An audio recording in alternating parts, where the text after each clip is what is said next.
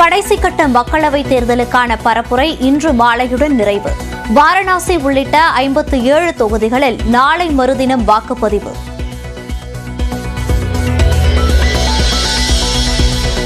மூன்று நாள் பயணமாக இன்று மாலை கன்னியாகுமரி வருகிறார் பிரதமர் நரேந்திர மோடி. விவேகானந்தர் மண்டபத்தில் 18 மணி நேரம் தியானத்தில் ஈடுபடுகிறார்.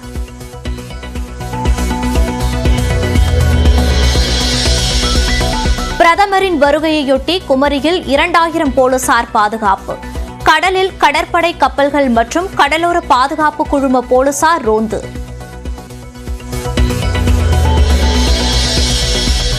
பிரதமரின் தியான நிகழ்ச்சிக்கு எதிராக தேர்தல் ஆணையத்தில் காங்கிரஸ் திமுக மனு.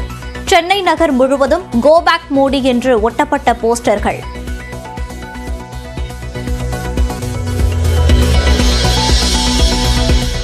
ஒருநாள் பயணமாக இன்று தமிழ்நாடு வருகிறார் மத்திய உள்துறை அமைச்சர் அமித் ஷா. புதுக்கோட்டை திருமயத்தில் உள்ள கோயில்களில் வழிபாடு நடத்துகிறார்.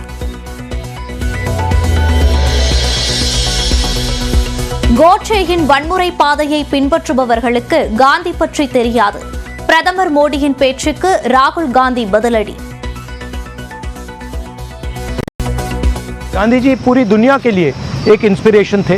Martin Luther king junior, Nelson Mandela, Albert Einstein, ये सब लोग गांधी से इंस्पायर हुए. हिंदुस्तान में करोड़ों लोग गांधी का रास्ता அரசு மீது குறை கூற முடியாததால் முதலமைச்சர் நவீன் பட்நாயக் உடல்நிலை குறித்து வதந்தி பரப்புகிறது பாஜக. நியூஸ் 18 தமிழ்நாடுக்கு அளித்த சிறப்பு பேட்டியில் ஒடிசா வளர்ச்சி மேம்பாட்டு திட்ட தலைவர் வி.கே. பாண்டியன் குற்றச்சாட்டு. Criticize Naveen Babu on transparency, hard work, transformation, commitment, management skills, governance principles. Nothing you can criticize him. So take a subjective topic like this and create a rumor and sensationalize it. And then every time Honorable CM or somebody else has to come and say, oh, this is just a rumor, just don't.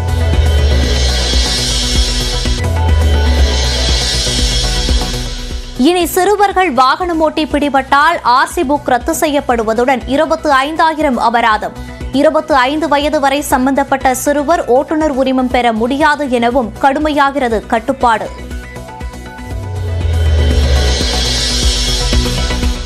கேரளாவில் இன்று தொடங்குகிறது தென்மேற்கு பருவமழை. வட தமிழ்நாட்டில் நாளை மறுதினம் முதல் கனமழைக்கு வாய்ப்பு.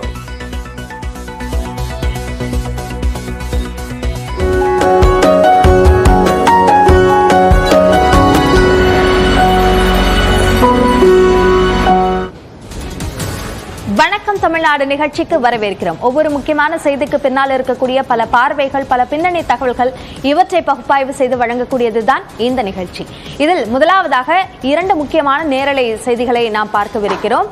அதில் குறிப்பாக கன்னியாகுமரிக்கு பிரதமர் நரேந்திர மோடி வரவிருப்பது தொடர்பான விவரங்களை வழங்கவிருக்கிறார் அங்கு இருக்கக்கூடிய நம்முடைய செய்தியாளர். இதேபோன்று இன்றைக்கு இந்த 7ஆம் கட்ட தேர்தலுக்கான பரப்புரை ஓய உள்ள நிலையில் ஒடிசாவிலிருந்து நேரலையில் இணையவிருக்கிறார் நம்முடைய செய்தியாளர் ஜெனிஃபர். அதனைத் தொடர்ந்து நியூஸ் அண்ட் வியூஸ் பகுதியில் 4 முக்கியமான செய்திகளை நாம் பார்க்கவிருக்கிறோம். அதில் முதலாவதாக 7ஆம் கட்ட தேர்தல் ஓய்வு பெறக்கூடிய நிலையில் ஒட்டுமொத்தமாக இந்த 2024 நாடாளுமன்ற தேர்தலுக்கான பரப்புரையின் கடைசி நாளாக இன்று அமைந்திருக்கிறது. இதில் முக்கியமாக கவனிக்க வேண்டிய விஷயங்கள் என்ன என்பது குறித்து நாம் பார்க்கவிருக்கிறோம். அதனைத் தொடர்ந்து யூடியூபில் பேட்டி எடுக்கப்பட்ட நிலையில் அந்த சம்பந்தப்பட்டவருடைய அனுமதி இல்லாமல் அவருடைய பேட்டி ஒளிபரப்பப்பட்டதால் அவர் தற்கொலைக்கு முயற்சித்திருக்கிறார்.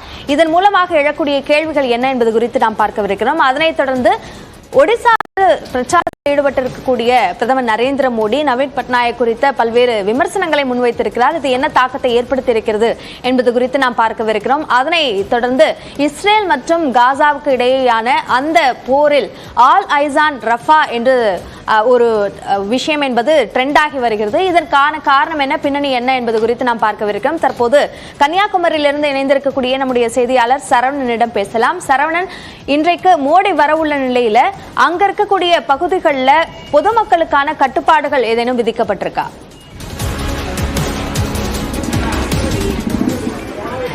நிச்சயமாக அபிநயா, அதாவது கன்னியாகுமரிக்கு இன்று பிற்பகல் 4:35 மணி அளவில் பாரத பிரதமர் நரேந்திர மோடி வர இருக்கிறார். அதனைத் தொடர்ந்து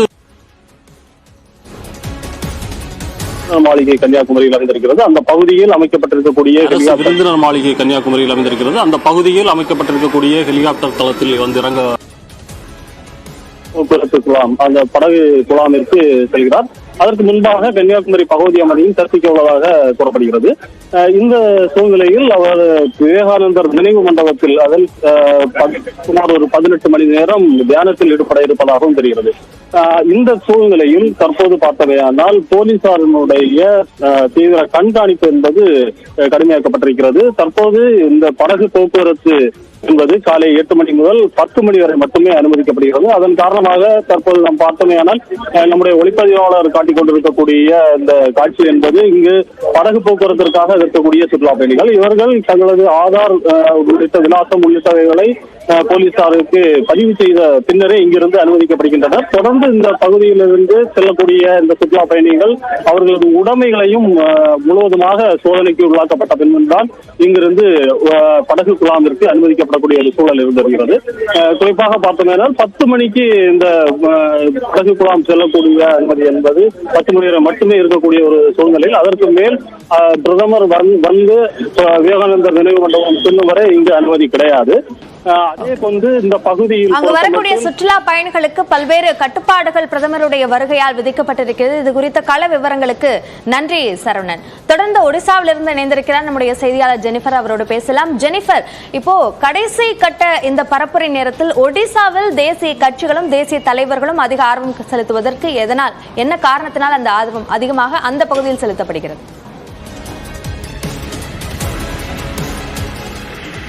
நிச்சயமாக அபிநயா, என்னன்னா இங்க ஒடிசாவில பொறுத்த வரைக்கும் முக்கியமான இரு கட்சிகளாக இருக்கிறது பாஜகவும் பிஜேடியும், பிஜு ஜனதா தள். இந்த 2 கட்சி தான்.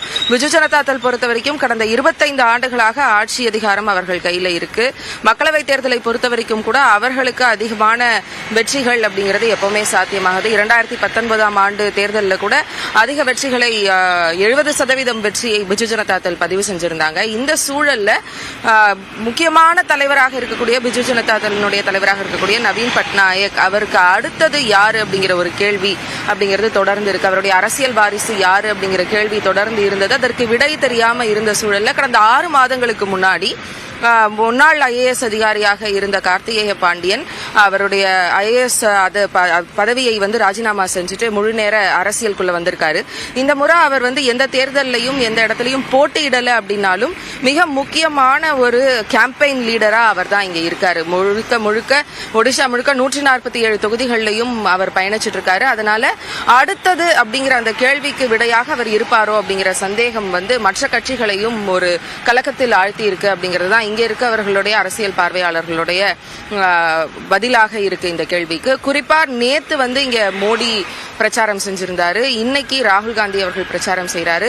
அமித்ஷா, ராஜ்நாத் சிங் இப்படி பல்வேறு தலைவர்கள் இங்க பிரச்சாரத்துல தொடர்ந்து ஈடுபட்டு வந்துட்டு இருந்த சூழல்ல இங்க அந்த வெற்றியை பதிவு செய்யறது அப்படிங்கிறது ரொம்ப ரொம்ப முக்கியமான ஒரு விஷயமாக பார்க்கப்படுது பாஜகவுக்கும். ஏன்னா இந்த தேர்தலை பொறுத்த வரைக்கும் இன்னும் எந்த விதமான கூட்டணியிலும் இணையாத ஒரு மாநிலமாக ஒடிஷா மாநிலம் இருக்கு. அதனால இங்க கணிசமான அந்த தொகுதிகள்ல அவங்க வெற்றி பெறும் பட்சத்துல இந்த தொகுதியில் இருக்கக்கூடிய அவர்களுடைய அந்த வெற்றிகள் யாருக்கு அது ஓட்டா போய் சேரும், யாருடைய கூட்டணிக்கு அது பலம் சேர்க்கும் அப்படிங்கிற ஒரு கேள்வியும் எழுந்திருக்கிறதுனால அதுவும் இப்ப பாஜகவுக்கும் பிஜேடிக்கும் இடையில பெரிய ஒரு பிளவு ஏற்பட்டிருக்கு அப்படின்னு சொல்லலாம். ஏன்னா தொடர்ந்து பிஜேடி மேலையும் நவீன் பட்நாயக் அவர்களுடைய உடல்நிலை மேலையும் நிறைய குற்றச்சாட்டுகளையும் கேள்விகளையும் பாஜக தொடர்ந்து எழுப்பிட்டே இருக்கு. அதனால முன்னாடி பாஜக அந்த பிரச்சாரத்துல நவீன் பட்நாயக் குறித்த அந்த உடல்நிலை சார்ந்த நிறைய விஷயங்கள் பேசப்பட்டு வருகிறது. அங்க இருக்கக்கூடிய அரசியல் களம், அரசியல் முகம் இவற்றையெல்லாம் என்னவாக இருந்திருக்கிறது